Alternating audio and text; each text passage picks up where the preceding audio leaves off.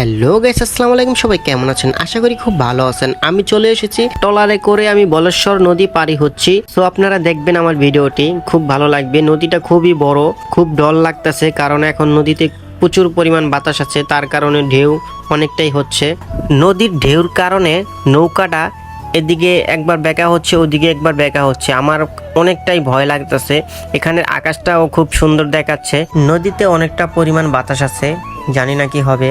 ট্রলারটা যেভাবে ঢুলতাছে আমার কাছে খুব ভয় লাগতাছে। আমি এইভাবে পরিস্থিতিতে আর কোনো সময় আমি পড়িনি, এই প্রথম এই পরিস্থিতির শিকার হয়েছি। জানি না কি হবে। প্রচুর পরিমাণ ঢেউ, বাতাসও ভীষণ হচ্ছে, তার কারণেই ট্রলারটা ঢুলতাছে। একবার বাম দিকে যাচ্ছে, একবার ডান দিকে হচ্ছে।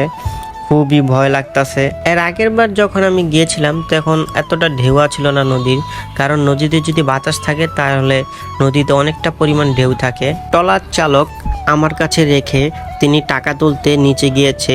নিচে মানুষ বসার জন্য জায়গা আছে, উপরে এটা হলো ছাদ, দোতলা সিস্টেম এটা।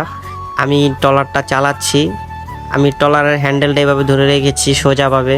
আমাকে তিনি দেখিয়ে গেছেন সোজা যেতে, আমি বেঁকা তারা যাচ্ছি কারণ আমি এটা চালাতে পারি না। একবার সোজা ধরছি, একবার বেঁকা করে ধরছি, যেদিকে বেঁকা করে ধরছি সেদিকে চলে যাচ্ছে। আপনারা দেখুন নদীতে কি পরিমাণ ঢেউ রয়েছে। ট্রলারটা দেখছেন, একবার এদিক হচ্ছে একবার এদিক হচ্ছে। প্রচুর পরিমাণ নদীতে ঢেউ রয়েছে। আমার খুবই ভয় লাগতেছে কারণ এরকম পরিস্থিতিতে আমি কখনো পড়ি নাই। আমরা দুজনই এখানে রয়েছি, নিচে তিনি গিয়েছেন টাকা আনতে, আর আমরা দুজন মিলে এটা চালাচ্ছি। আমার কাছে খুবই ভালো লাগতেছে কারণ এরকমভাবে আমি কখনো ট্রলার চালাইতে পারি নাই। আমার বাবা ছিল না যে এরকম কেউ আমাকে চালাতে দিবে। খুবই ভালো লাগতেছে ট্রলার চালিয়ে। আপনারা ভালো থাকবেন। আসসালামু আলাইকুম।